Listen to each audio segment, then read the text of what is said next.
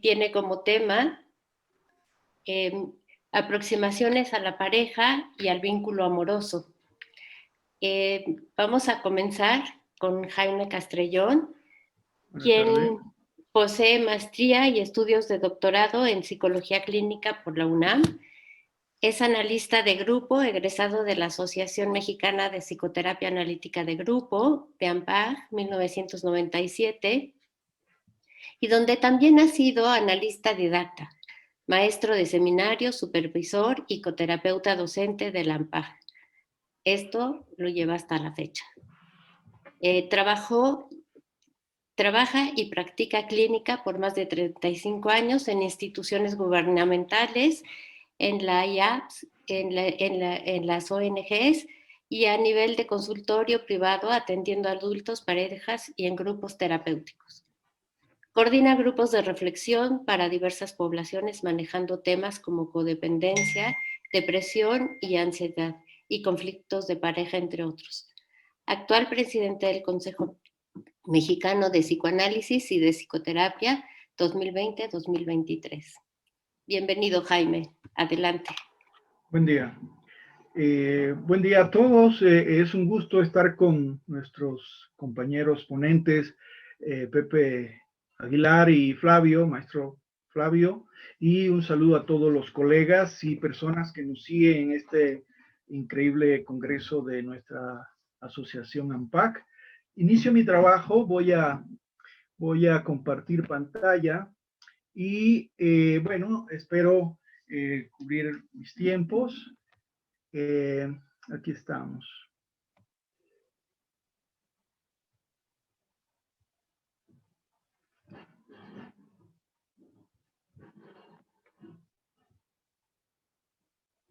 Bueno, inicio mi presentación. Uno de los grandes desafíos que enfrentan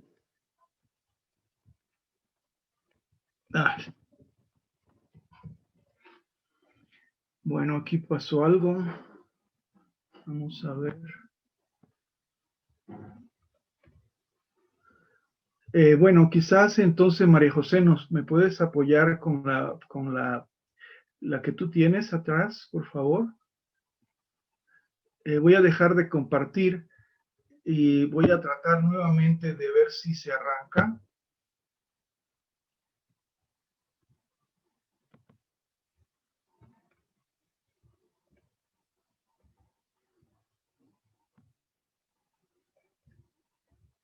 No, bueno, María José, te encargo entonces que me asistas en esto. Yo en tanto inicio la lectura.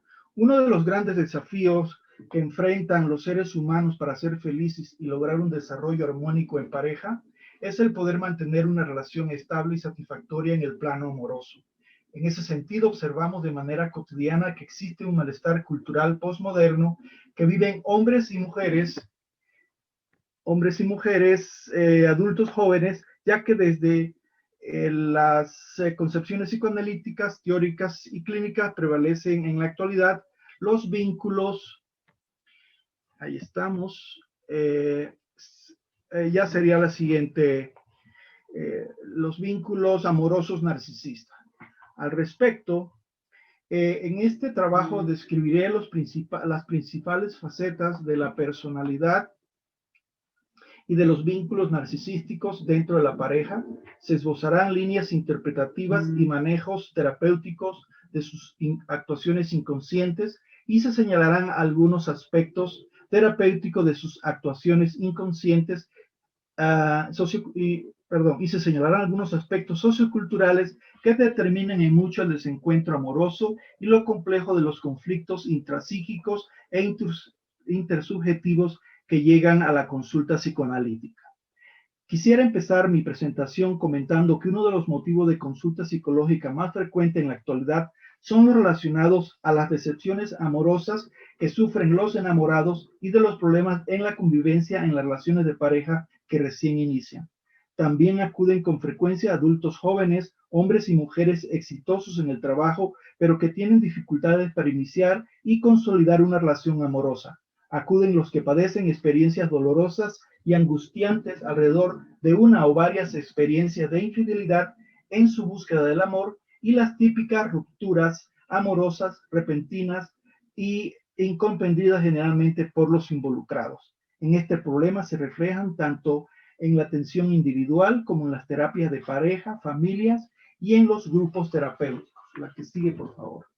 Ahora bien, quisiera puntualizar en este momento que el narcisismo es un concepto relacional desde la vertiente psicoanalítica tradicional. La persona narcisista, conceptualizada por Freud como la imposibilidad de vincularse con otro objeto distinto del yo en Introducción al Narcisismo en 1914, se distingue desde el punto de vista clínico por tipos de relación presidida por la soberbia, la arrogancia y la altanería, tres rasgos que son la expresión manifiesta de la sobrevaloración o idealización del propio yo o el self. A esta triada de soberbia, arrogancia y altanería, expresión de un yo grandioso, le acompaña y le complementa una actitud de desprecio y de evaluación de las demás personas. Me voy a ir un poco más lento porque me aceleré por los minutos que perdí al inicio. Al respecto, las últimas aportaciones para la comprensión de la dimensión del narcisismo y las relaciones narcisísticas se detienen en el impacto de las teorías de las relaciones objetales, en donde dichos autores cuestionan la idea de Freud del narcisismo primario, que aboga por la patología narcisista no como fijación a una grandiosidad infantil normal, sino el narcisismo como un despliegue compensatorio por una decepción temprana en la relación con la madre u los otros objetos significativos de la primera infancia. Destacaríamos autores que resaltaron la función materna de contención de Bion, la función de sostén de Winnicott y espejeo Kohut, ideas que se aplican al tipo de intervención psicoterapéutica necesario para con las personas con trastorno en su sentido del yo y del self, en donde predominan sentimientos de vacío y grandes necesidades de afecto para que puedan recuperarse intra e intersubjetivamente. La siguiente, por favor. Siempre que me refiero a narcisistas, me refiero a ellos o ellas, personas con rasgos, actitudes, poses, defectos o con ya el trastorno de personalidad narcisista propiamente dicho. Es oportuno destacar a esta altura de mi escrito que el narcisismo tiene dos formas de expresión. Por un lado estarían aquellas personas que muestran un narcisismo exaltado y por el otro aquellas que muestran un narcisismo empobrecido. En este sentido, las personas narcisistas exaltadas son las que se desempeñarían de manera egocéntrica, abusiva y con predominio a desplegar sus dotes personales de manera falsa y exagerada.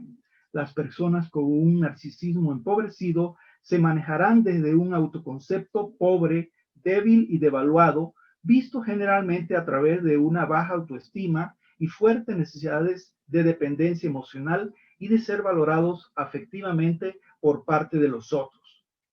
Valga la precisión también en este momento de que muchas veces él o la narcisista es ambivalente y voluble en su funcionamiento intrapsíquico y vincular, de allí lo complejo de su vida relacional, ya que generalmente viven en la alternancia de expresiones de poseer un narcisismo exaltado y o un narcisismo empobrecido y necesitado a la vez.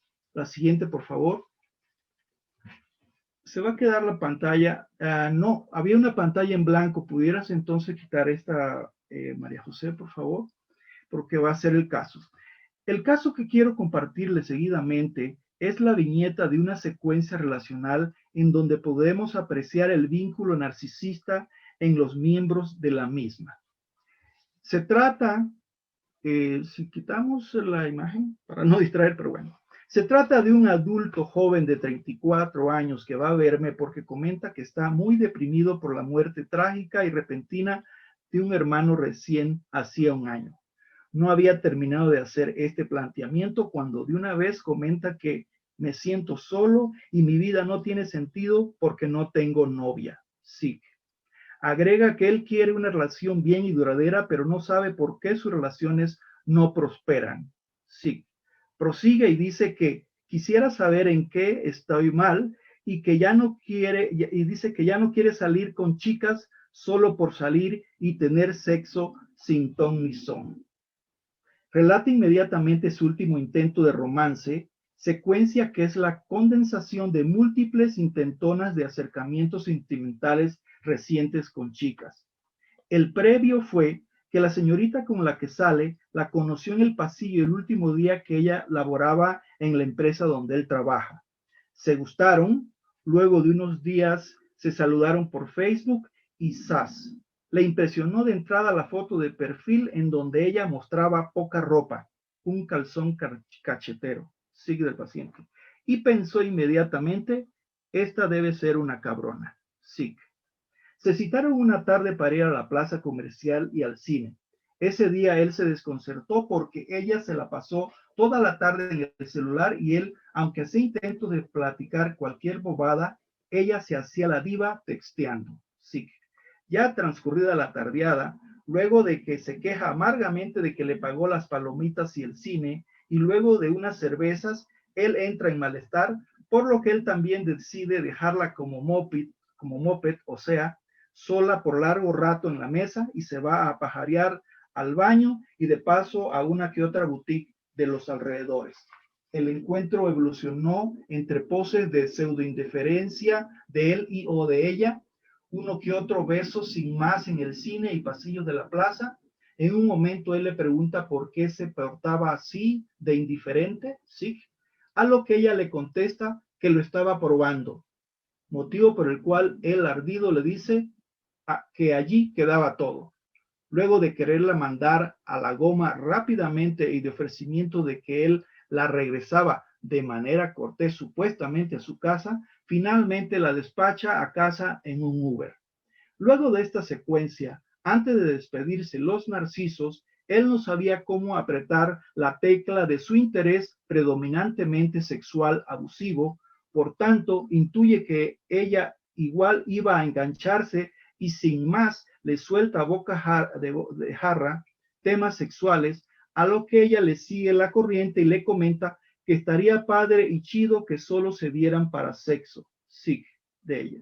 La despedida, muy violenta por cierto, fue de que él le mete la mano debajo de su ropa interior y ella se despide airadamente con un te tengo, sí. Claro desplante arrogante de esta señorita, el cual se engarza complementariamente con lo altanero de su galán, dando origen al vínculo narcisista entre estos dos supuestos enamorados. Tema de otro trabajo será este plano retador narcisista, porque sucede que con frecuencia en la consulta con jóvenes mujeres se analiza lo repetitivo y traumático que resulta el regreso a casa de una chica luego de frecuentes secuencias de escenas como esta. Bueno, ¿qué hacen estos jóvenes amorosos juntos? Esta es la que sigue, por favor. Lo que podemos observar en este tipo de encuentros repetitivos y fallidos en muchos adultos jóvenes es la gran dificultad que tienen en la actualidad los jóvenes de relacionarse efectivamente al no poder entablar un buen nivel de cercanía en donde no se agresivice el encuentro, generalmente desde el posicionamiento y pugnas de género. En consulta es frecuente que los hombres expresen lo golfa que son las mujeres, clara proyección la mayoría de las veces, y las chicas, por el otro lado, manejan el discurso de la poca astucia de los hombres para arreglárselas con las mujeres. Es oportuno destacar que con poco los recién conocidos que intentan algo más que una relación amistosa, a la menor provocación desisten de cualquier intento de compartir con el otro sus necesidades personales por temor a no ser aceptados y o correspondidos. De allí que las relaciones sentimentales sean fugaces con repetidos intentos de lograr cierto nivel de intercambio, generalmente cayendo ambos, hombres y mujeres, en el círculo vicioso de intentar apaciguar las tensiones de las relaciones iniciales con soluciones fallidas, por ejemplo, dando picones, o sea, provocando celos, haciéndose los habilidosos sexuales o agresivizando el romance a la primera a través de conducta sexual impulsiva y desafectivizada. La siguiente, por favor. La lista de factores que inciden en el aumento del narcisismo, hay que seguirle picándole, está directamente relacionada, hay que marcarle nuevamente, a lo que se ha dado en llamar en las últimas 4 décadas a la cultura del narcisismo, del 79, al crecimiento desmedido, al apego a las nuevas tecnologías, a la competencia despiadada entre los géneros, a la concentración en satisfacer placeres inmediatos e individuales. El adulto joven registra menos las necesidades de los demás y las tecnologías reemplazan a las personas. La explicación teórica de estos aspectos descriptivos que acabo de referir nos llevan a la consideración de la presencia de rasgos o el trastorno de personalidad narcisista en las que las fallas en los vínculos objetales temprano han impedido o bien afectado la integración de impulsos y la consecuente neutralización de la agresión por la parte libidinal o amorosa, así como fallas en la posibilidad de mantener constancia objetal. Todo esto en síntesis se traduce en vínculos inseguros y cargados de agresión pregenital, la cual se expresa en demandas orales de afecto a través del sexo impulsivo, vínculo con los cuales se complejizan a través de los celos, la desconfianza, el control obstinado, la indiferencia y la devaluación del otro. Lo que se observa en esta salida a la plaza es el predominio de la agresión predípica no neutralizada en este galán, lo que se actúa también de manera complementaria desde la parte sexosa de esta jovencita a través de la agresivización del vínculo con el te tengo. Amar y odiar se confunden. Amar puede ser controlar, poseer, lastimar, maltratar y humillar, pero de parte de ambos. Ojo. En esta misma línea de ideas, experiencias emocionales tempranas y repetidas de poco fortalecimiento emocional y recientes vivencias de vulnerabilidad y traición en los vínculos amorosos impiden precursores de un superyo sano en estas personas. Dígase una conciencia de respeto considerado hacia el otro o a la otra, por lo que el sujeto oscila entre exigencias hacia la pareja de cercanía que se vuelven persecutorias, formas de convivencia que en ocasiones despiertan vivencias de atrapamiento. Asimismo, se observa la necesidad de dominio del otro como una prueba de amor, lo que les impide tener una experiencia de una relación relajada, libre y transformadora. La siguiente, por favor, y ahora sí ya casi termino. Bueno, aquí las líneas de interpretación pensaría que todo terapeuta se tendría que centrar en la simulación de afecto y supuesto interés en el otro que esgrimen estas personalidades con rasgos o actitudes narcisistas. Se simula muchas veces apego o adoptan actitudes de desapego, ¿no? Se tornan castigadores, rechazantes, indiferentes. También hay que analizar muy detenidamente los vínculos sadomasoquísticos alternantes entre ellos. Hay veces el cuate se torna, bueno, mala onda y de pronto ella es la que responde de una manera muchas veces defensiva y entonces ella es la que comienza a agredir. Por decir, muchas veces hay señoritas que dicen que alcoholizan a los güeyes para humillarlos, para que no respondan adecuadamente durante el sexo. Cosas tan dramáticas se dan en este tipo de cosas. También hay que analizar estos vínculos con necesidades de abuso y explotación del otro, o el otro que se presta a caer en estas necesidades de victimizarse. Y bueno, habría que detenerse también en que muchas veces las personas se aferran en mantenerse en vínculos desventajosos, violentos y desgastados. La siguiente, por favor, y termino. Bueno, también es importante que nos detengamos en la compulsión a la repetición, en la transferencia que exigen estas personas narcisistas atacando al terapeuta en sus señalamientos, sus cuestionamientos, También ellos van a padecer sentimientos de insuficiencia, vergüenza y debilidad o inferioridad ocultos. También trabajar sobre la perversidad del placer, de pseudo erotizar la violencia, un concepto de Kenberg. O sea que estas personas muchas veces algo que actúan y el encuentro o la relación es nefasta y la romantizan. Y bueno, hay que detenerse a que estas personas tengan una aceptación gradual de sus fallas intrapsíquicas y vinculares. La última, por favor. La ¿Ya última. puedes concluir, Jaime, por Claro, favor? esta es la reflexión de la tarde. Una de las decisiones más difíciles en la vida amorosa es elegir si tienes que alejarte o vale la pena intentarlo un poco más. Muchas gracias. Muy bien, pues muchas gracias, Jaime. Muy interesante tu presentación. Nos hablas del narcisismo, que está presente en esta época todo el tiempo, y de las relaciones utilitarias que se encuentran entre estos jóvenes, como en el caso que nos presentas, muy interesante, y ya tendremos oportunidad de seguir discutiendo. Ahora le doy la palabra al doctor Flavio Cifuentes. Él es médico psiquiatra, terapeuta de familia y pareja, analista de grupo, egresado de la AMPAC, profesor y supervisor en la maestría en terapia familiar de IFAC y de la Facultad de Psicología de la UNAM. Tiene práctica privada en el consultorio y le concedo la palabra. Bueno.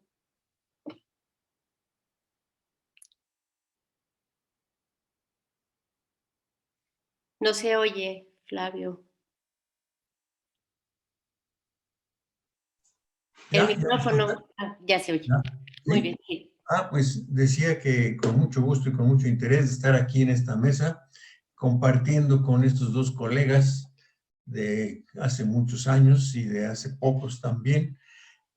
Mi participación, les pediría de favor me la empezaran a proyectar en mis diapositivas.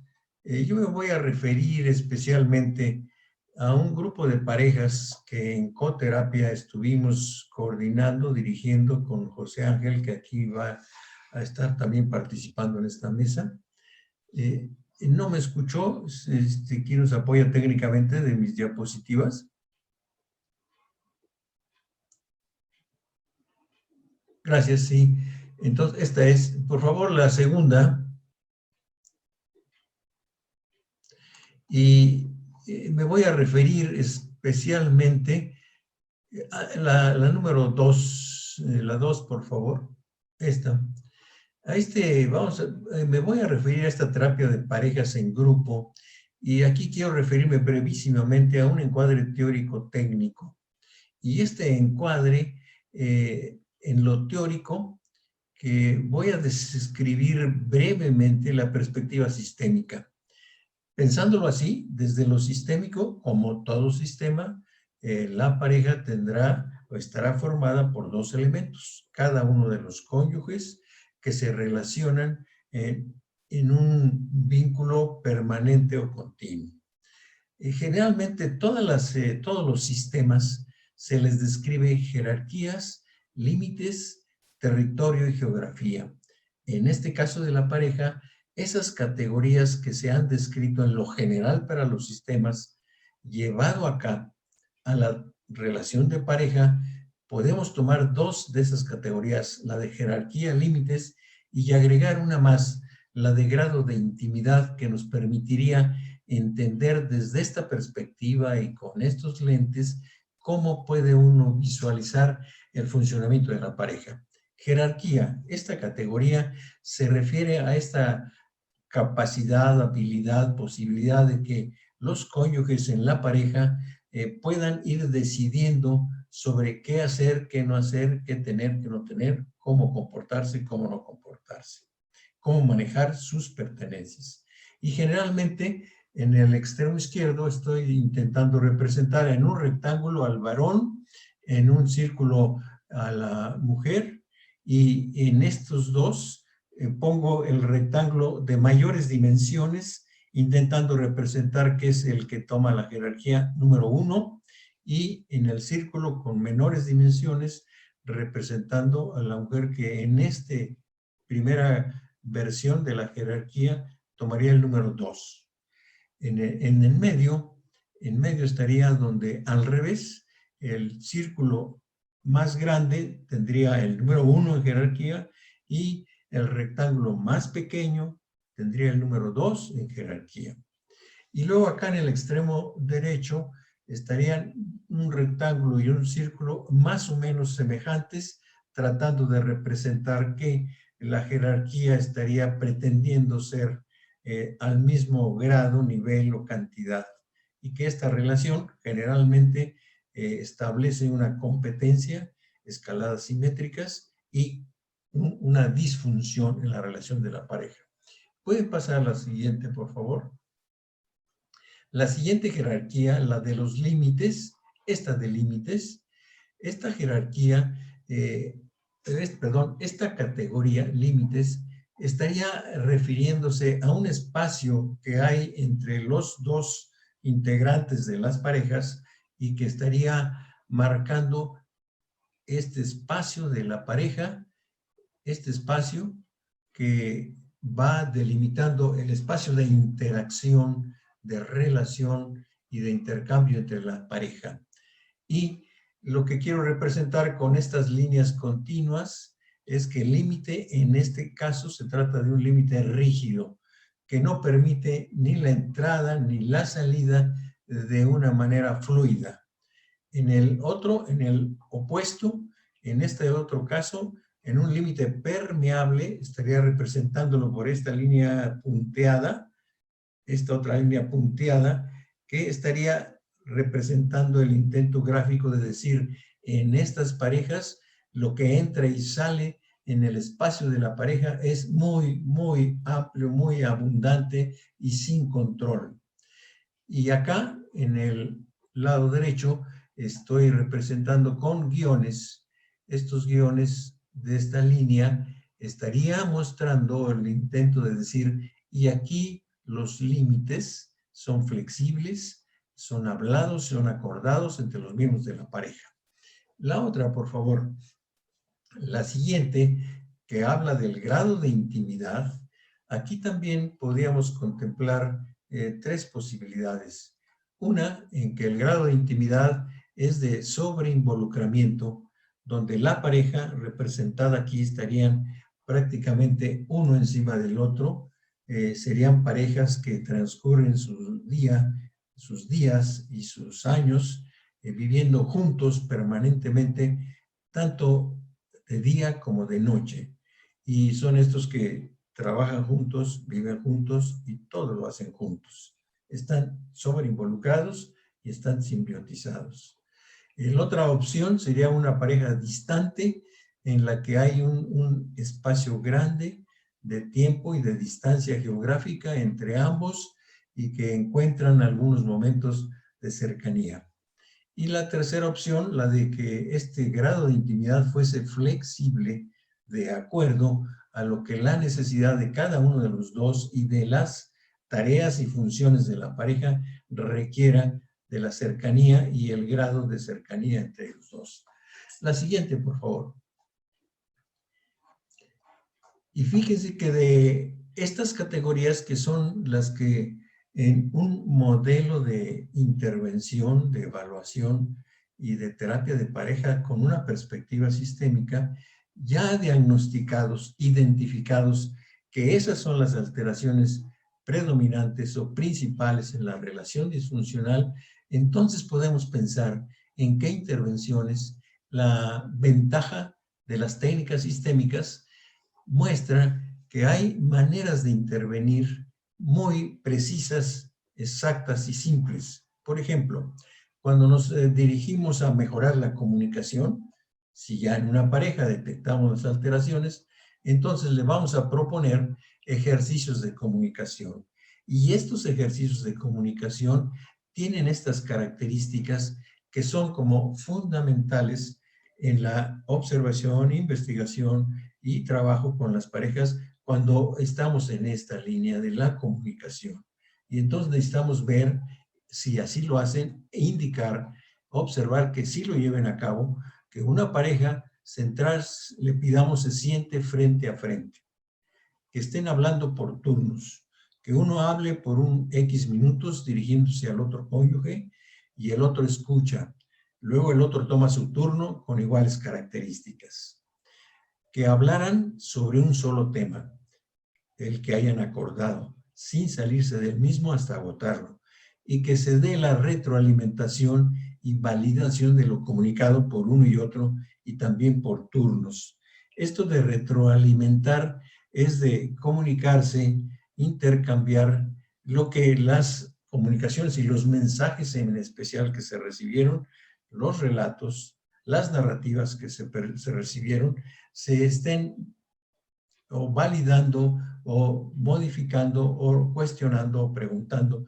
Y acá en lo de la validación importante porque el afecto con el que se acompañan es primordial en la calidad de la comunicación que se da en una pareja.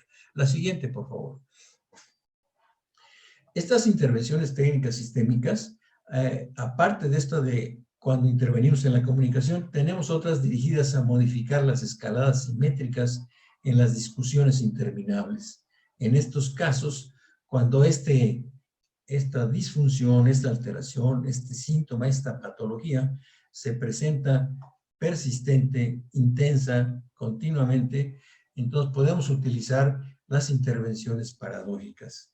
Estas que en esencia consisten en indicar, prescribir, se repita lo mismo que la alteración de esa pareja está llevando a cabo.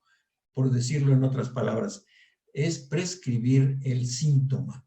Si se comunican mal, les prescribimos que se comuniquen mal. Y entonces les podemos prescribir las discusiones, decirles que ellos necesitan discutir mucho. Por ejemplo, les decimos, ustedes son una pareja que necesita discutir, pelear, para lo cual deben tener cada día unos minutos en tal momento del día. Un encuentro en que discutan durante tanto tiempo que les vamos a decir, siguiendo las indicaciones que les damos para comunicarse de manera adecuada. Y las comunicaciones que les damos son las que mencioné hace rato cuando hablaba de la comunicación. Esta sería una paradoja que toda la investigación, todos los trabajos clínicos sobre la aplicación de estas intervenciones técnicas sistémicas está avalada que tiene resultados sobre todo en las alteraciones en que son intensas, persistentes y continuas. La siguiente, por favor. Estas intervenciones técnicas las podemos también dirigir hacia la otra alteración, cuando las dirigimos a modificar las violaciones de los límites de la pareja. El otro es la otra categoría que había mencionado, que son de esta perspectiva que da la lente de la pareja como un sistema. Después de identificar las relaciones con las familias de origen, hijas, nietos, excónyuges, que violan los límites, dimos una indicación precisa, consistente en, y estoy aquí ya refiriéndome al grupo de parejas con las que trabajamos. En ese grupo de parejas encontramos que había varias parejas que coincidían en esta alteración, que sus límites de la relación de pareja eran violadas constantemente por todos estos eventos y por todos estos personajes, ya fueran hijos, nietos, excónyuges. ¿Y qué fue lo que hicimos? Lo que hicimos fue dar una indicación muy precisa. Cuando es un síntoma de esta violación de los límites que no cede a las indicaciones, a las interpretaciones, a otras intervenciones, entonces podemos utilizar estas técnicas de una prescripción tan exacta como esta. Les decimos, los dos juntos no se van a reunir con sus hijos, nietos o exparejas. Lo harán solo cada uno de ustedes con sus propios familiares, sin que el otro participe. Y esta que es una consigna, la repetimos, esta indicación cada vez que volvían a tener conductas que implicaban violación de los límites. La siguiente, por favor.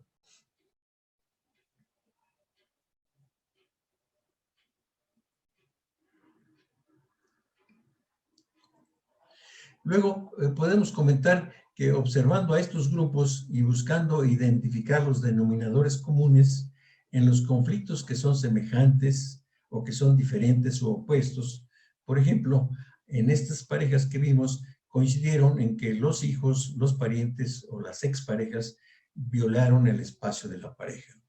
Intervenimos en las discusiones sobre quién decide y sobre qué temas y cuándo y hasta dónde. Promovimos acuerdos en la pareja, por ejemplo, en las decisiones de actividades con los hijos de las relaciones previas y pudimos precisar, como lo mencioné en el momento previo, cómo sería funcional o menos conflictivo que pudieran comportarse en estos momentos. Y luego, en el manejo del dinero también, las discusiones que los cónyuges tienen para decidir sobre sus ingresos, se promovieron acuerdos sobre cómo decidieran manejar su dinero. La siguiente, por favor. Una viñeta, muy breve. El segundo grupo que coordinamos inició con 4 parejas. En la primera sesión desertaron 2 y más adelante intentamos integrar otra más que también desertó. Con las 2 parejas que trabajamos más tiempo y más número de sesiones, estaban formadas por una pareja A, donde el varón de 40 años y la mujer de 38. Y la pareja B era formada por un varón de 76 años y una mujer de 57. Y el conflicto que más se trabajó fue la identificación de la violación de límites del espacio de la pareja por la intrusión de hijos y exparejas. Y en esto es lo que el grupo nos permitió y nos facilitó ver estos espejos en una pareja y en la otra pareja, cómo podíamos observar los eventos y los incidentes que una pareja sufría y llevaba a la sesión y la describía, y la otra pareja la veía, la entendía, la volvía a abundar en su propio espacio y en sus propias condiciones y características, y la podíamos trabajar como una alteración común de estas parejas. La siguiente, por favor. Las intervenciones e interpretaciones de los terapeutas y respuestas de las parejas a las acciones llevadas a cabo. Esta sería como una reflexión breve. Las parejas con las que pudimos trabajar más sesiones fueron estas parejas, la A y la B. En la pareja A, el varón disminuyó su rigidez en las exigencias hacia su hijastro, al mostrarle la manera como desempeñaban sus roles en la familia de origen y en la familia actual. La mujer de esta pareja disminuyó sus reclamos al mostrarle la manera diferente como trataba a su pareja a su hijo adolescente. En la otra pareja, la pareja B, la mujer expresó que a ambos les fue de gran utilidad los ejercicios de comunicación. La misma persona mostró tendencia a un cambio ante la paradoja de la comunicación, de que siguieran discutiendo mucho, peleando mucho, porque eran una pareja que necesitaba discutir y pelear. Y las consignas que les prescribimos, indicándoles que deberían discutir mucho más. La siguiente, por favor. La coterapia. Como había platicado, hicimos esta intervención en grupo en coterapia, en los efectos y respuestas de las parejas a las intervenciones de los terapeutas. Es importante decir que esta coterapia estuvo integrada por 2 terapeutas varones, uno con una perspectiva sistémica y el otro con una perspectiva psicodinámica. Resultó muy enriquecedor el integrar estas 2 perspectivas, tanto en la exploración e investigación de los conflictos como en las intervenciones planeadas y llevadas a cabo, de las que ya les di algunos ejemplos. Las parejas hicieron una evaluación positiva del proceso terapéutico, puntualizando que les permitió reconocer sus conflictos en pareja por lo que les fuimos mostrando a través de las sesiones, tanto desde una perspectiva sistémica como desde una perspectiva psicodinámica. Ya José Ángel se encargará con mucho mayor detalle de esta otra parte. Sí, la siguiente, por favor. Dificultades enfrentadas en el curso de esta experiencia. La dificultad más frecuente fue la deserción. Ante esta, decidimos entrevistar previamente a las parejas antes de integrarlas al grupo de parejas. Así, identificamos algunas parejas que no eran agrupables por su expectativa de resolver solo un aspecto de su relación y por no aceptar trabajar en grupos de parejas. La resistencia al cambio, esta fue otra de las dificultades que enfrentamos por la rigidez en sus interacciones. Lo ejemplifican la pareja B, que persistieron en sus discusiones continuas de constantes acusaciones de ella a él predominantemente. La siguiente, por favor. ¿Podemos ir concluyendo, por favor? Sí, que sería esta, mi experiencia personal. Observé las intervenciones de mi coterapeuta, las respuestas expresadas de las parejas que mostraron aceptación, entendimiento y comprensión de los señalamientos e interpretaciones desde la perspectiva psicodinámica. Así también vivencié los fenómenos transferenciales y contratransferenciales y en conceptos sistémicos pude identificar las resonancias y las autorreferencias que me ayudaron a entender y comprender desde esta perspectiva los conflictos de la pareja. Ese es. Muchas gracias por toda su atención. Muchas gracias, Flavio. Me parece excelente. Una propuesta diferente desde lo sistémico y cómo su aplicación tiene muchos beneficios. Y como dijiste, es muy interesante ver cómo trabajaron juntos, y desde la otra parte, el otro lado, vamos a escuchar ahora a José Ángel Aguilar, al doctor José Ángel Aguilar, quien nos platicará de esta misma experiencia desde el lado psicodinámico. José Ángel Aguilar, el doctor José Ángel Aguilar, es médico cirujano. Posteriormente realizó una maestría en sexualidad humana, terminó la maestría en psicoterapia psicoanalítica en la Universidad Intercontinental y en esta misma universidad cursó el doctorado en psicoanálisis.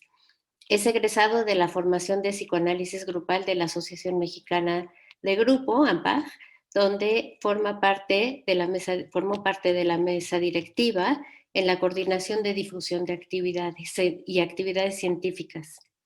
Finalizó sus estudios del máster de psicoanálisis relacional en el Ágora Relacional de Madrid, España. Participa en una supervisión mensual con la doctora Rosa Velasco, quien es presidenta de la IARP de España, y en un seminario de estudios de la IARP Perú. Se dedica a la práctica privada con adolescentes, parejas y grupos. Desde el año 2014 pertenece a la IARP Internacional y es fundador del capítulo mexicano de la misma.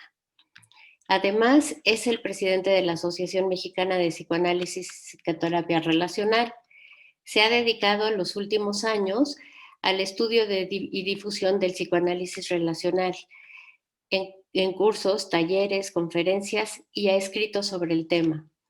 Es profesor de la clase de psicoanálisis relacional en la maestría y doctorado de la Universidad Intercontinental y la materia de psicoanálisis contemporáneo en AMPAG. Combina su práctica privada en el consultorio con la coordinación de la Red Democrática de Democracia y Sexualidad, que es una organización de la sociedad civil que se dedica a los temas de sexualidad, de educación sexual, diversidad, género y masculinidades. Les dejo con el doctor José Ángel Aguilar. Tu micrófono, Pepe.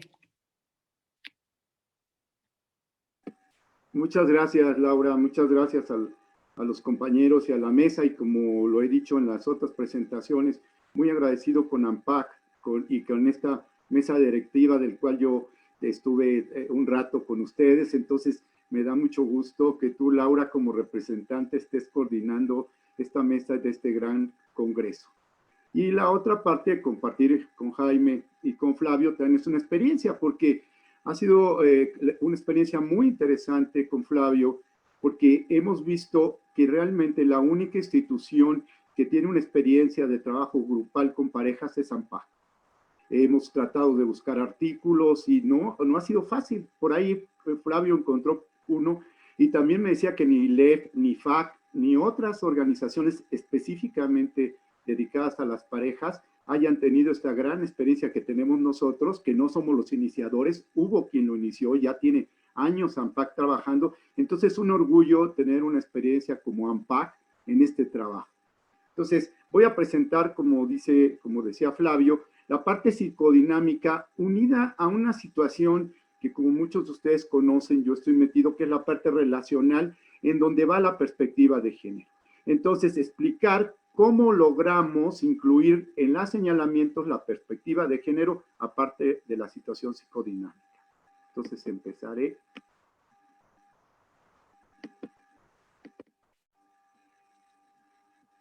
Tengo que hacerlo más grande porque luego no se ve. Ahí está. Bueno, no me voy a... o sea, el plantear todo esto, pues es complejo porque tuvimos que hacer esta mezcla, Flavio y yo, entre una propuesta más sistémica, aunque Flavio también es experto en grupos, se estudió en el AMPAC y también está muy cercano a la parte psicoanalítica, ¿no? Pero sin embargo, lo íbamos planteando así, a veces y Flavio lo hacía de una manera y yo de otra, y ha sido importante, yo también tengo estudios sistémicos. Entonces, solo por hacer un pequeño resumen y recordatorio, el grupo dispone de estructuras y organizaciones y procesos psíquicos que le son propios. Se crean identidades psíquicas que no existirían sin el agrupamiento. La realidad psíquica inconsciente se extiende más allá del espacio psíquico individual. Identificaciones comunes, fantasías, representaciones, formaciones de un ideal, alianzas inconscientes, se crea un espacio interpsíquico y creo que lo importante es que lo estamos viendo como lo hace CAES entre lo intersubjetivo, en las relaciones entre la realidad psíquica del grupo y de cada sujeto, considerado la singularidad y la forma en que la materia psíquica de los vínculos de los sujetos que lo componen. Singular y privado, lo psíquico, lo común, grupo y pareja, lo compartido, lo que se dan en todos los sujetos que están en el grupo, las alianzas inconscientes, y diferente, no es ni lo común ni lo compartido.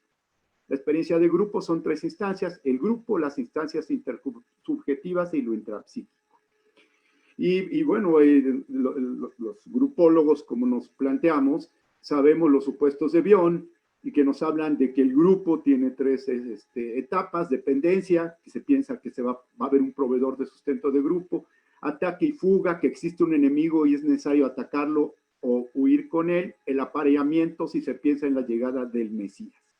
Aquí yo les quiero decir que este grupo, que solo vamos a ver, ya Flavio lo dijo, entraron 2 más, 4 más, hubo un momento que tuvimos 8 integrantes, ¿no? 4 parejas, pero se fueron yendo algunas y trabajamos más tiempo con estas 2 parejas. Entonces yo sí creo que hubo parte, o sea, que este grupo, la parte de que dice Bion de ataque y fuga, se dio, ¿no? Yo creo que de alguna manera hubo un enemigo dentro del mismo grupo que actuó de esa manera y que no logramos plantearlo para que se continuara con el grupo ante un susto y un planteamiento que hizo alguien, una persona del grupo, y siento que allí, pues sí, aunque agradecieron y dijeron que regresarían, pues ya no regresaron. Entonces yo digo que nos quedamos con ese grupo en esta parte que Bion llama como ataque y fuga. Y los aspectos psicodinámicos de pareja, ¿no? Que trabajamos, porque aquí lo integramos, la elección de pareja, la colusión, los estratagemas. Obviamente las alianzas inconscientes son más casianas, pero los quise poner aquí también, y la transferencia y la contratransferencia. Entonces, la elección de pareja, según Lemer, ¿no? La búsqueda de un objeto que se someta a sus deseos, alguien que represente el propio ideal del yo, imágenes parentales, como se dice, tales padres, tales maridos, la elección por sustitución, como una forma defensiva de protegerse de sus deseos incestuosos, protegerse de las pulsiones parciales y el proceso de idealización. Acá es muy interesante porque yo creo que estas parejas venían de un primer matrimonio con hijos, ¿no? Y las chicas habían sido conocidas durante ese primer matrimonio. Entonces creo que la elección se basaba en este ideal de un amante que va a ser la compañera que no está siendo con la que se está, y entonces me voy a divorciar o me voy a separar para recuperar esa compañera que me está ofreciendo aquel ideal que me acompaña. Inclusive en el caso de la pareja de más edad, había sido su alumna, después su asistente, y eso hacía una parte que la elección tuviera una idealización tremenda. En el otro caso de la más joven, él estaba fuera y venía a visitarla cada 8 días, como en el noviazgo, etcétera. Entonces fue muy interesante cómo eran amantes queriendo ser esposas, digamos, ¿no? En un amor romántico, como ya se ha dicho en varias ocasiones, y lo dijo Sandra en la parte de feminidades, y ellos, yo los planteaba en esa elección de me fue mal y tengo a alguien que rescate para romper con la frustración que significa el fracaso masculino. Entonces, ahí estuvimos viendo esta parte, ¿no? Hay otras cosas, pero por tiempo podría seguirme más. La otra parte es la colusión, que es el acuerdo inconsciente no confeso de 2 o más participantes con la esperanza mutua de que el otro lo rescatará de un conflicto no superado. Y es aquí precisamente donde les decía que si bien está en la elección, está en esta colusión, que es la colusión de ellas rescatan a estos hombres que no les fue bien en el primer matrimonio, ellas también tenían un matrimonio y son ellos también los rescatadores y son aquellos hombres que fallaron en una primera instancia. Está sustentada en la identificación proyectiva que se da a la pareja. Dix conceptualiza como complementariedad inconsciente que garantiza el aferramiento diádico. El conflicto no superado generalmente es el mismo y se manifiesta en posiciones regresivas y progresivas. Era un poco lo que decía Flavio, ¿no? Estas partes tan regresivas que de momento podíamos observar, y yo hacía algunas interpretaciones que Flavio me seguía, como decir, ahora pareces una niña, ¿no? Pareces esa alumna, lo hacía sobre todo con una pareja, pareces esta alumna que quiere seguir viendo al maestro, pero también ya eres una mujer y entonces quieres igualdad porque ahora es tu marido, ¿no? O a veces en el lugar de amante reclamándole al marido, una de ellas esto, y las dos, ¿no? Que ahorita lo voy a ver en género. Cómo había también una identificación en las dos que podrían hacer reclamos a los hombres y cómo había una barrera de los hombres que hacían reclamos a las mujeres de otra manera, ¿no? Y ahora lo voy a tocar más en género. Pero aquí quiero decir, si bien esto que se llama nuestra mesa el vínculo de amor, yo creo que, y después se dijo, es vínculo de amor y odio. Y yo creo que nuestras parejas llegaron con vínculos de queriendo rescatar el amor, pero con un odio, ¿no? Con un odio que se veía en que ellas decían que los iban a dejar, ¿no? Y ellos que se iban a portar bien, ¿no? En esta parte como madre e hijo, ya me voy a portar bien, inclusive se los decíamos, parecen niños que hacen travesuras, tú te vas de borracho, tú le hablas a tus hijos que quedaste que no, o a tu hermana, y de momento vienen por el perdón, ¿no? El perdón y la vergüenza de haber falladole a esta madre que habían quedado con ella, que ya se iban a portar bien, para que no los dejaran como su otra madre los dejó, ¿no? Entonces, y los estratagemas, que son descubrimientos, que también es de Lemer, descubrimientos de sentimientos ambivalentes, se utilizan para tratar el abandono de la idealización, desconocer la realidad misma, atenerse a lo favorable, evitar la desvalorización. El objeto bueno interno sigue siendo bueno, ha sido bueno y ahora cambió, no por él, sino por algo externo, y se vuelve una escisión. Y es así como muchas parejas, aquí era muy claro, lo decía Flavio, ¿no? En una de las parejas son los hijos. Si él no se diera cuenta que los hijos eran terribles, que cuando le dio un ataque cardíaco, los hijos no querían darle un mejor hospital y la única rescatadora es ella, lo hacía sentir como la única posibilidad, pero entonces ella mantenía la parte buena de él y la parte mala estaba en los hijos. Si él se portara bien, como dije hace rato, entonces los hijos de alguna manera, si dejara de hablarle a los hijos, ellos podrían ser felices. Ella podría estar con él para siempre, pero mientras existe esta función, no. Entonces, claro que no iba a dejar a los hijos tampoco, porque en el momento que dejara de ver a los hijos, este hombre, el pleito empezaba entre ellos. Entonces es un estratagema en donde se divide, ¿no? Se cinde al objeto para quedarse con la parte buena y dejar la parte mala en los hijos. Y en la otra pareja sucedía lo mismo, ¿no? El cuate no quería al hijo de ella y entonces ella no, si quisieras a mi hijo sería feliz. Sin embargo, se recuperó un poco esta parte, pero era esto, ¿no? Era la parte de la escisión. Uno, la familia de él era el problema y él podría rescatarse si dejaba a esa familia y la otra podría rescatarse si dejaba de molestar al hijo.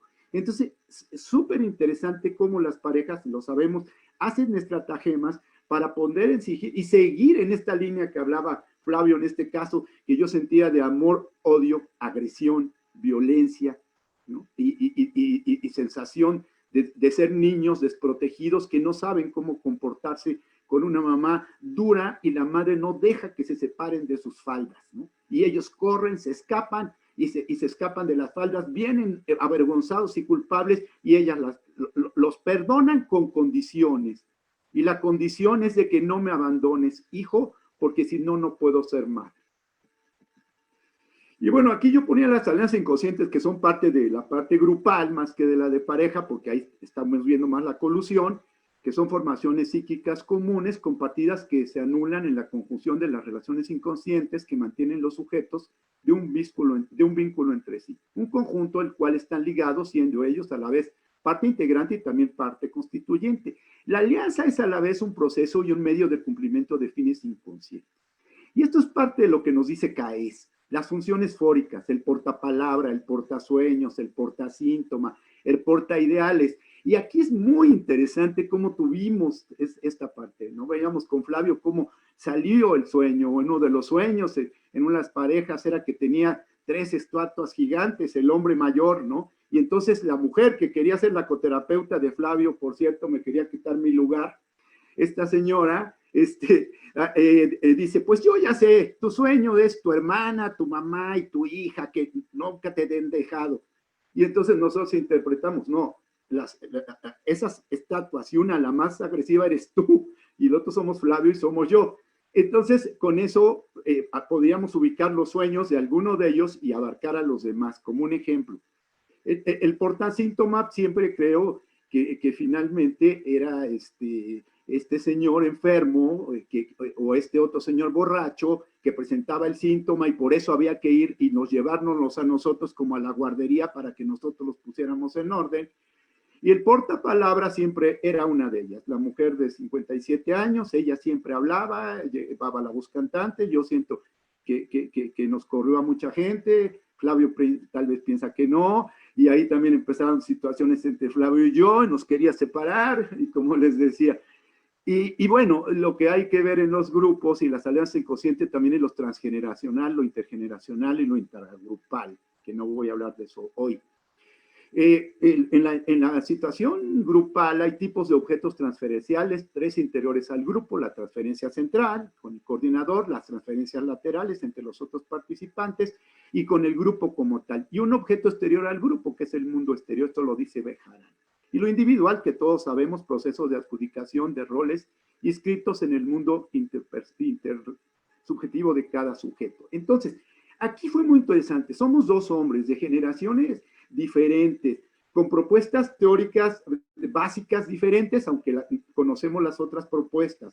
Con esta idea, para mí, de cómo transferenciamos al grupo, después nos íbamos a tomar un café, o antes y hablábamos de esa transferencia grupal y cómo veíamos, pero también las transferencias individuales fueron muy importantes, ¿no? Yo les decía este ejemplo, podemos profundizar más, pero de alguna manera yo sí sentía, por ejemplo, a veces a Flavio como un gran papá de todos, incluyéndome a mí, ¿no? Como un papá de experiencia, y siento que así lo veían. Además, él le hablaba de usted al grupo, yo le hablaba de tú, hasta los más grandes que yo. Entonces, había una situación interesante, ¿no? Y en un momento me sentía maestro-alumno, yo tomaba ese papel, no es que Flavio me lo daba, Flavio, yo siempre sentí que me veía como igual. Sin embargo, yo sí sentía que él era el profesor, ¿no? En alguna manera, y yo siento que el grupo lo sentía. Sin embargo, cuando yo participaba, me sentía más duro. Yo sentía a Flavio a veces como mamá o papá, tierno, tranquilo, sobre todo con esta señora, ¿no? Que yo sí tuve mucha bronca, a mí sí me hacía como un hijo rebelde con esta señora, y Flavio siempre calmaba esa situación. Inclusive, esta persona tuvimos que confrontar y decir, bueno, ¿qué te pasa conmigo? Porque yo dije, a Flavio no me pela, no me ve a mí, el que existe eres tú, y hacíamos la broma de que quería ser ella la coterapeuta, ella quería ser la pareja de Flavio, a mi sentir, ¿no? Y que yo no estuviera porque yo representaba tal vez esos hijos de este cuate, porque yo rescataba mucho al marido y ella se enojaba cuando lo rescataba y entonces por eso sentía como que era ese hijo de él, que él me quería a mí y ella no quiere a sus hijos. Sin embargo, también les quiero decir que en momento yo la rescataba y la rescataba mucho desde el género, y ahí ya como que entonces ya me veía, ¿no? Se sentía rescatada, pero sentía que era más rescatada por Flavio. En el caso de la otra pareja, yo sentía que rescataba mucho la parte masculina para que lo entendiera la chica y Flavio al revés. Entonces, hubo interconexiones que valdría la pena profundizar más, pero no tenemos mucho tiempo.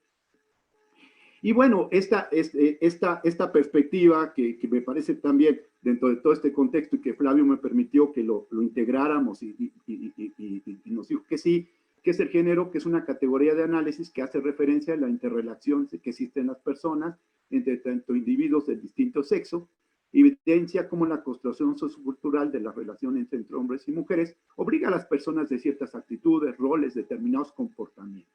La categoría de género permite entender que la dinámica entre hombres y mujeres está sociohistóricamente construida y posibilita ser modificada.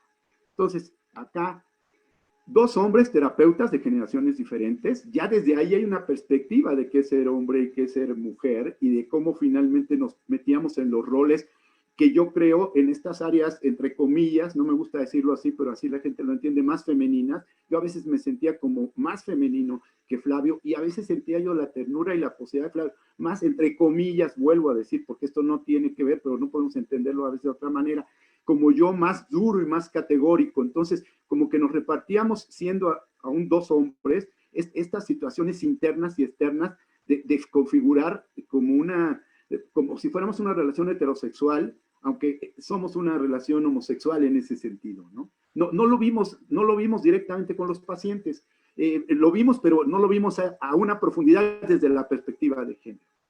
Pacientes también de generaciones diferentes, mujeres profesionistas, inclusive esta mujer que les digo, finalmente quería dar clases a la joven, ¿no? Y le decía, véanse en nosotros, se me imagina mucho como cuando éramos de su edad. Y así nos corrió a varios porque les metía miedo de que se iban a hacer como ellos, entonces mejor se iban. Mujeres con enfrentamiento en forma de queja. Desgraciadamente fuimos ayudando, pero toda la queja. Hombres hartos de recibir las quejas. Y en este sentido, conductas de hartamiento, risas entre los hombres, en ese sentido, miradas entre las mujeres como diciendo, a estos hay que chingarlos, ¿no? Y los otros que dicen, ni les hagamos caso, ¿no? Están locas. Todo este tipo en un lenguaje no verbal. Entonces, hombres con conductas agresivas no escuchan, no muestran sentimientos. Las mujeres, ambas lloraban ante esta situación, los hombres no.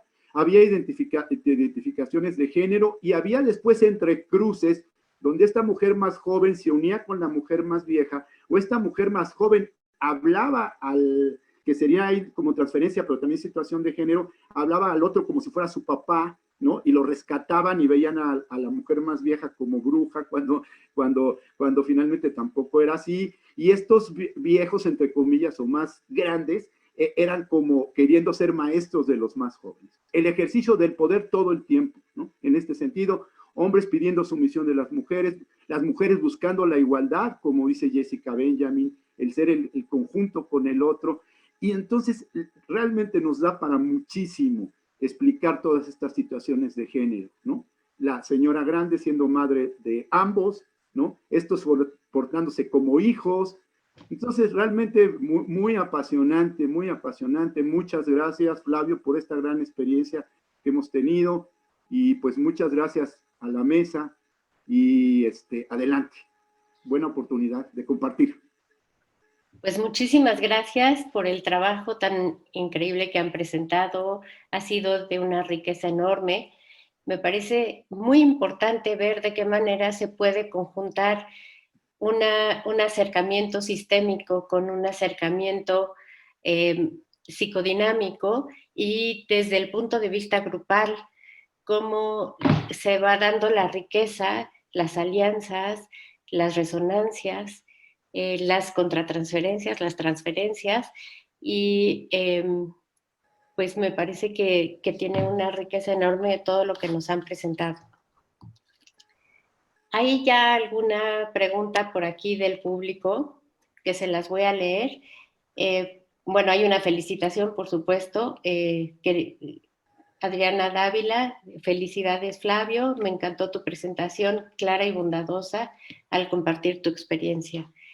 Y la pregunta, que también es para Flavio en este momento, me pregunta anónima de, ¿podría volver a explicar la paradoja? Es decir, ¿cuál es su intención más allá de lo lógico? Sí, cómo no, sí, con mucho gusto. Es que esto, qué bueno que lo formula así la pregunta, ¿eh? Porque ¿cuál sería la lógica? Y es que la razón de usar paradojas es que va a ser ilógico usarlas, ¿no? Porque en el sentido más formal de lo lógico es que se dicen las cosas coherentemente, congruentes y que tienen una base y un sustento contextual real. Y no, en las paradojas no, en las paradojas de lo que se trata es de utilizar la misma fuerza, energía que mantiene el síntoma, que promueve el síntoma, y con esa misma fuerza promover que cambie. Y así es, lo que se identifica es cuál es lo que se repite más allá de las posibilidades de insight, de cambio y demás, y que la reacción contratransferencial de los terapeutas generalmente es ¿cómo le hacemos para que esto cambie? Y entonces ahí viene una paradoja. Y una paradoja es repetir el síntoma, prescribir el síntoma. En nuestro caso, lo que era es que las parejas discutían y peleaban, como muchas parejas. Y lo que era decirles, ustedes tienen que discutir más, mucho más. Y en esa paradoja es sí, sí, discutan más, peleen más, pero con reglas. Y uno de los autores que han trabajado en esto de las reglas es sí, hay que pelear, pero pelear con reglas de que se prohíben golpes bajos, de que no hay que salirse del ring, que no hay que golpear a los espectadores, ¿no? Todo esto. Si llevado a la pareja, pues sí, son todas las paradojas. Creo que esto de la paradoja da para mucho, pero en nuestro caso así la pudimos platicar, identificar, revisar y aplicar.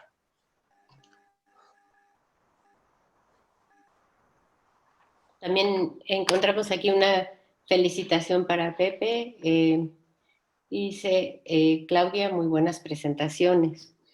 Yo tengo una pregunta para ustedes, porque me parece, para los tres, que en todo este proceso del trabajo que presentaron, está atravesado por la pandemia y de alguna manera tuvieron que hacer un cambio de setting, un cambio, eh, no sé qué tanto se pudo mantener el encuadre como tal, si las parejas vivían juntas, si vivían separadas, si se comunicaban desde dos lugares diferentes, como ustedes, que sí, por ejemplo, Fabio y Pepe, se comunicaban desde lugares diferentes, con seguridad, ¿no?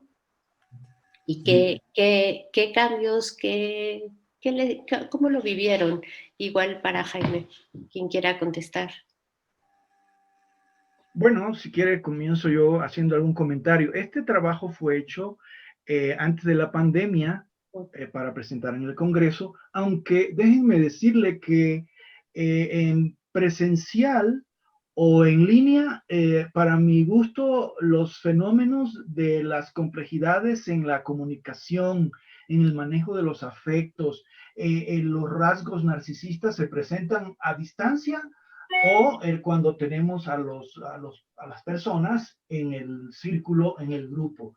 Lo que yo ahorita destacaría es cómo justamente esta situación de pandemia ha venido a complicar estas posibilidades de encuentro. Ahora hay más momentos en donde las personas se comunican a través de este medio, pero también nosotros, ahora que estamos trabajando aquí en la pantalla, tenemos grandes oportunidades de trabajar.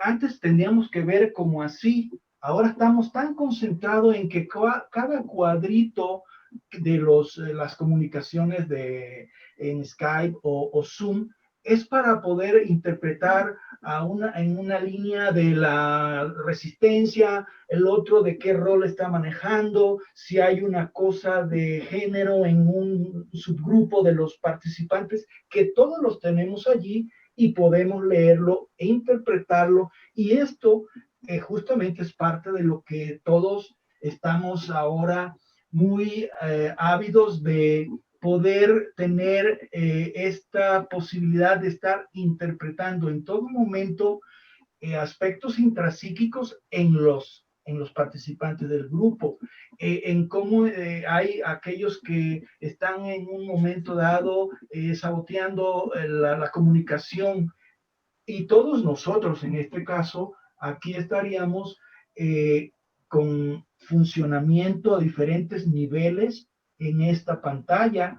Estamos trabajando desde nuestros aspectos intrapsíquicos, el sueño que yo tuve esta mañana, en la playera que me puse el día de hoy, que estaba pensando cómo me la iban a ver, en verdad, primera vez que la uso, cómo lo intersubjetivo entre Pepe y Flavio está muy bien embonado, y que ellos se pueden estar mandando mensajes y moviéndose en este trabajo que ya no es el mismo. O sea, esta posibilidad de compartirlos me parece que está muy útil, porque aquí tenemos a los espectadores en este aparato, tenemos a los colegas, a nuestros supervisores, a las teorías, a nuestra institución. Entonces, todo está muy atravesado por deseos, por instituciones, por nuestros aparatos psíquicos. Entonces, bueno, yo pienso que hoy quería yo puntualizar y compartir esta vivencia con los compañeros de la mesa.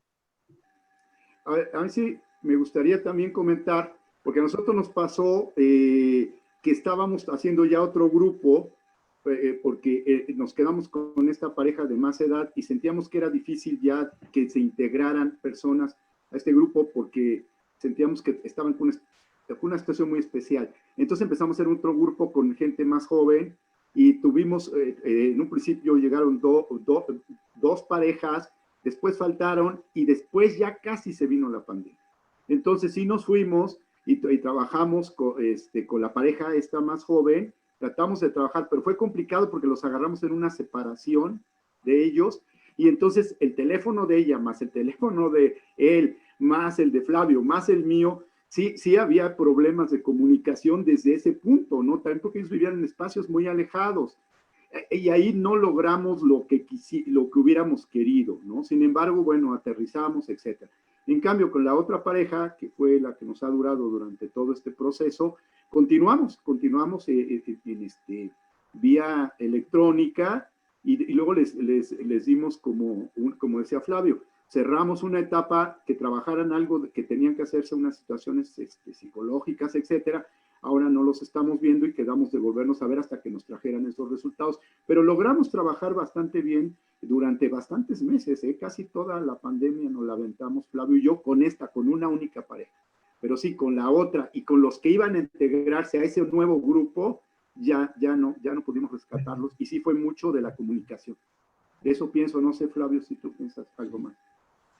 Podía agregar que sí, nos agarró la pandemia y seguimos trabajando con esta pareja de edad avanzada, la más problemática de la que nos ha tocado ver en esos grupos.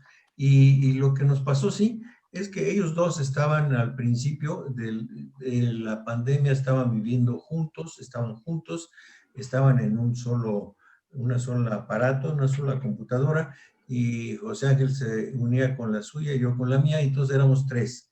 Y podíamos hacer una sesión completa, nos podía permitir el tiempo, ¿no? Incluso recuerdo que a pesar de estarlos viendo a distancia, pudimos hacer uno de estos ejercicios de comunicación que lo llevaran a cabo ahí delante de nosotros a distancia y que lo pudieron volver a hacer, ¿no?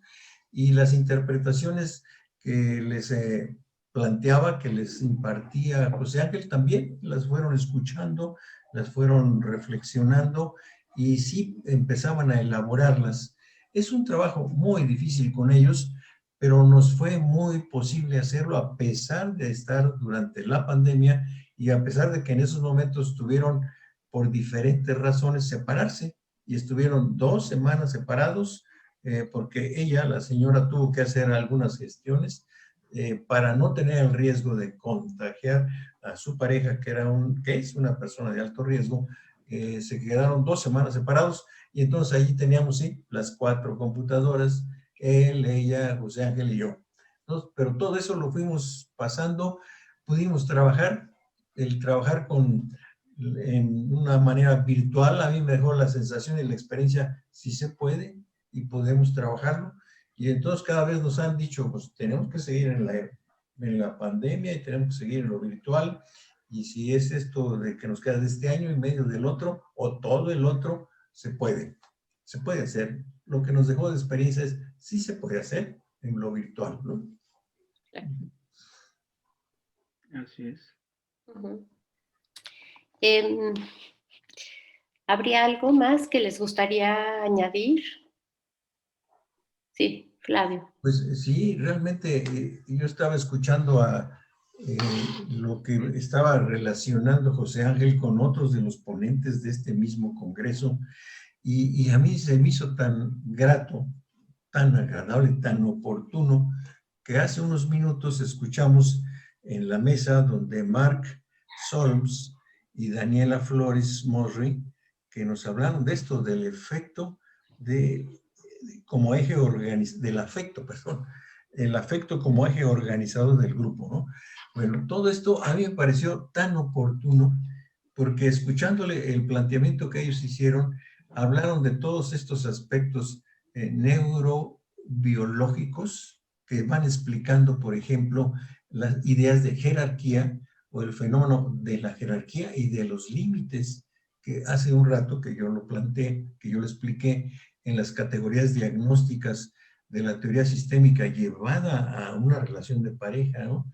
Y aplicada como un modelo de evaluación y de intervención en la pareja, está ahora, pues ahora podría agregarles, tengamos presente lo que dijeron estos neurobiólogos, estos neuropsicoanalistas también, que nos están diciendo, sí hay la posibilidad de sustentar que la jerarquía y los límites en la relación de los individuos sucede.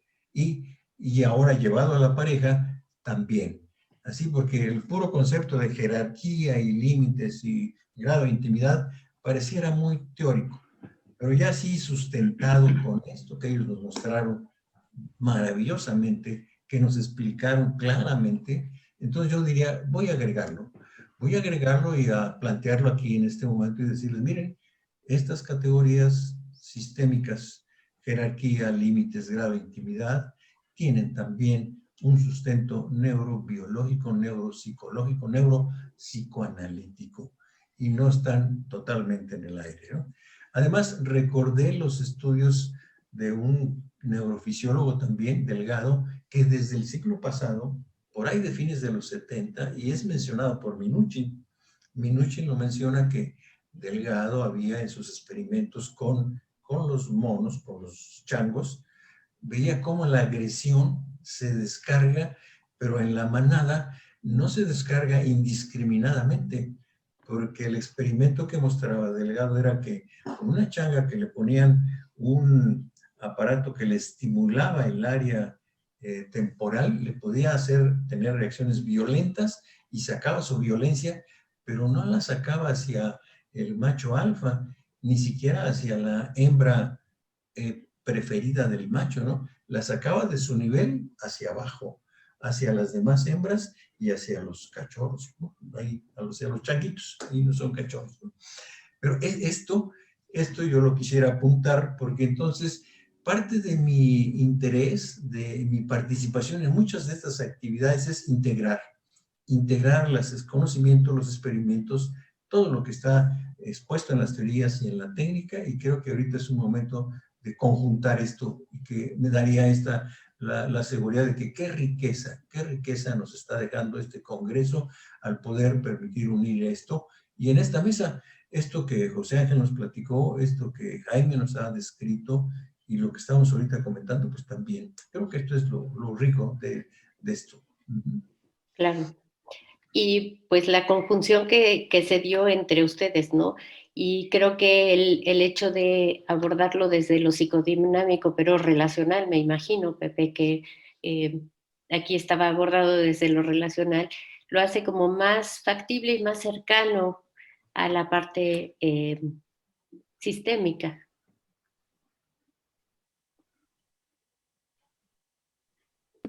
Sí, creo que sí, con esta parte que yo estoy trabajando, y tomando sobre todo, a mí me gusta mucho CAES, porque CAES se me hace como a mí me ayudó mucho a comprender lo intersubjetivo relacional, aunque es diferente. Entonces sí, tomando CAES de base como grupo y después tomar esta parte como yo les decía, ¿no? Con esta parte de perspectiva de género que a mí me gustó mucho, porque se podían hacer interpretaciones a los hombres e interpretaciones a las mujeres, y como lo decían en la mesa, ¿no? Tratar de lograr la igualdad, ¿no? Porque finalmente era muy complicado y las mujeres se sentían en desigualdad con los hombres, ¿no? Y en cierta razón, en el caso de esta pareja de más edad, sí, porque ella no lograba quitarse el esquema de ser la alumna, la asistente, la amante, y después ahora es investigadora y él también, y cuando daban clases juntos, ella le tenía que ayudar a dar la clase. Entonces eran unos enojos muy grandes, y desde ahí yo sí sentía que ahí podía hacer conexión con ella para poderle ayudar, ¿no? A sentir esto. Y también en el caso de la otra pareja, la parte de ella que era trabajadora, etcétera, y él tenía problemas con esto. Y cómo estaban los roles planteados desde esta parte sociocultural del hombre proveedor y del hombre que dirige, como dice la jerarquía, y las mujeres que no podían, ¿no? Este ejemplo es muy interesante. Entonces, observar eso que en otro momento, se ve en parejas nada más únicas, pero observarlo ya en grupo me parecía súper interesante porque nos permitía hacer interpretaciones de grupos de hombres y de mujeres. Inclusive ya no lo logramos, yo le decía a Flavio, ¿qué te parece si hacemos una sesión solo de hombres, ¿no? Y después hacemos una sesión solo de mujeres, y ahí nos planteamos, ya no lo logramos, nos llegó la pandemia y muchas cosas, pero Flavio estaba de acuerdo, porque hubiera sido muy interesante ver a todos los hombres del grupo juntos y a todas las mujeres, y después volverlos a ver en pareja. Eso sería, Flavio, ¿no? Para la próxima. Claro, muy sistémico, ¿no? Muy bien. Hay una pregunta aquí que dice, en esta experiencia que comparten José Ángel y Flavio, que sumó más la conjunción de estas dos visiones, psicoanalítica y sistémica. Pregunta, ¿qué sumó más? ¿Las visiones psicoanalítica y sistémica o la relación de franco respeto y apertura de los terapeutas? Empiezo. A ver, pues yo empezaría porque de veras que fue yo creo que es una situación circunstancial que nos fue acercando en intereses a José Ángel y a mí. Yo estuve hace ya, pues, sí, tiempo, hace ya 3 años, cursé el doctorado en la UIC y ahí me volví a escuchar a José Ángel, y luego ya me permitió trabajar sobre un proyecto de tesis precisamente en pareja, sobre una investigación, un modelo de evaluación que integra lo sistémico y lo psicoanalítico en la pareja. En eso estuvimos trabajando, y luego José Ángel, esta sería la historia de nuestra experiencia en conjunto, propuso lo de ver un grupo de parejas, y yo le decía, oye, pues más que verla y a platicarla aquí como de pura palabra, pues vamos a ponerlo en vivo y en directo, ¿no? Y lo pusimos y aceptó José Ángel, y fue de ahí que empezamos a tener esta experiencia, que a mí se me ha hecho una experiencia muy rica. De allí me decidí a tener no una, sino otra más, y ahora tengo 2 experiencias con una colega psicoanalista que estamos viendo ahora familias y en este mismo enfoque, ¿no? Eso se me hace muy rico, mucho, mucho, muy, muy rico, que creo que sería muy importante no dejar pasar esta experiencia, porque de veras sería grato volverla a repetir. Espero que José Ángel esté dispuesto y que haya la posibilidad de hacerlo mucho, mucho más. Sí, yo creo que el respeto, y yo siento que vuelvo a Jessica Benjamin, que me gusta mucho, que es el reconocimiento del otro, ¿no? De la experiencia del otro y de los conocimientos del otro, que podrían ser distintos y a veces muy iguales, pero hubo muchísimo respeto, y creo que eso también a las parejas le dio mucha cohesión. Y después nos sentábamos a hablar y a platicar, o nos hablábamos y veíamos, y creo que fue un trabajo conjunto y muy, muy cohesionado que logramos hacer, y que Flavio dio la oportunidad. Él ya tenía obviamente más experiencia que yo no, desde con cierta temorcito, pero pues sí, creo que eso, la parte importante. nuevamente vernos a los terapeutas, no solo vernos a los pacientes.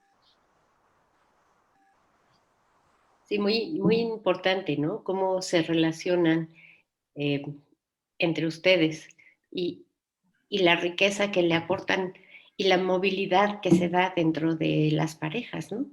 Yo quería comentar la algo.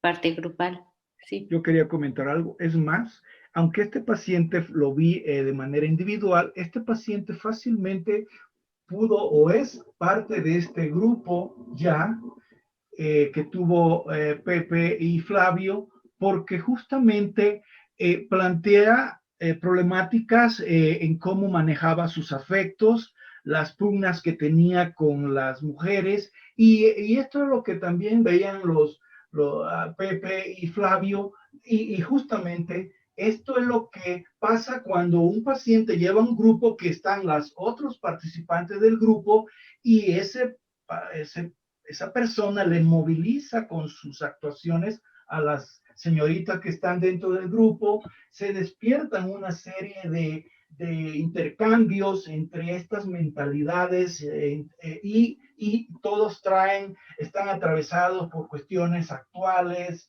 Entonces, bueno, este paciente era parte de este grupo, lo pudiéramos leer desde esta experiencia que tuvieron Flavio y Pepe para analizarlo, ¿no? Desde lo psicoanalítico, desde lo sistémico también, en fin. Me dio gusto estar con los compañeros compartiendo este tema. Creo que nos da tiempo para una última pregunta. Bueno, hay una pregunta. Quisiera saber si el doctor Cifuentes tiene documentos o libros publicados y dónde los puedo encontrar. Pues tal como... de Jesús Esqueda. Así como tal, así no tengo de los trabajos que he presentado en los congresos, eso es lo que tengo. Y de veras que sí, ya he estado así como viendo, que sigo una línea, y esa línea de integrar, que es mi línea profesional, que como dice mi semblanza, soy médico, soy psiquiatra, desde el principio hice psiquiatría psicodinámica, y luego hice terapia de familia, y ahora que estoy integrando todo lo psicoanalítico hasta el psicoanálisis contemporáneo actual en lo intersubjetivo que he estado revisando últimamente. Sí, tengo varios trabajos, lo que no los tengo publicados. Le pediría, doy mi dirección y los puedo reenviar, los que he hecho, ¿no? Ok. En la lista de los ponentes está la dirección de correo de cada uno de ustedes. Gracias, sí. Si alguien lo quisiera buscar ahí también. Lo que yo quería nada más comentar es que en 2 minutos que quedan podía tomar uno, porque se me hizo muy interesante lo que empezaba a apuntar José Ángel y esto que decía Jaime, cómo se van fundiendo los fenómenos, ¿no? Por ejemplo, los límites que lo podía ver en la pareja, y que lo expliqué, lo planteé en la pareja, en las parejas, pero visto también en la transferencia hacia la pareja coterapéutica, fue también muy llamativo, ¿eh? Nuestra paciente estrella, esta señora muy enérgica y fuerte, sí, muchos intentos hizo de separar a la pareja de coterapeutas de diferentes maneras, ¿no? Y de romper el encuadre también en diferentes formas, y de alguna forma mi manera de ser me llevaba como a conceder, y la manera de ser de José Ángel, muy firme, muy clara, muy continua y persistente, permitió salvar estos momentos difíciles de todo ese proceso grupal, porque no se rompió el encuadre, no se rompió la pareja, no nos separó, como era aparentemente su propósito, ¿no? De que yo atendiera a ella y José Ángel a él, y que ya hiciéramos otro tipo de terapia, ¿no? Entonces, ahí un punto que entre los que pudimos trabajar fue el respeto, la firmeza en los límites, pero ahora del encuadre, ¿no? Es la pareja coterapéutica la que hace la terapia. Si se requiere terapias individuales, los referimos a otros colegas dentro del mismo AMPAC o fuera de AMPAC. Y esto ahí quedó también muy firme el encuadre. Vamos a hacer terapia de pareja y la continuamos haciendo terapia de pareja. Eso es lo que quería agregar. Gracias. Claro, muy interesante porque de alguna manera la relación de pareja entre ustedes también se da como una pareja complementaria que van encontrando la forma de relacionarse con el resto del grupo. Muy interesante. Les agradezco muchísimo. Y no sé si en 2 palabras quisieran todos concluir.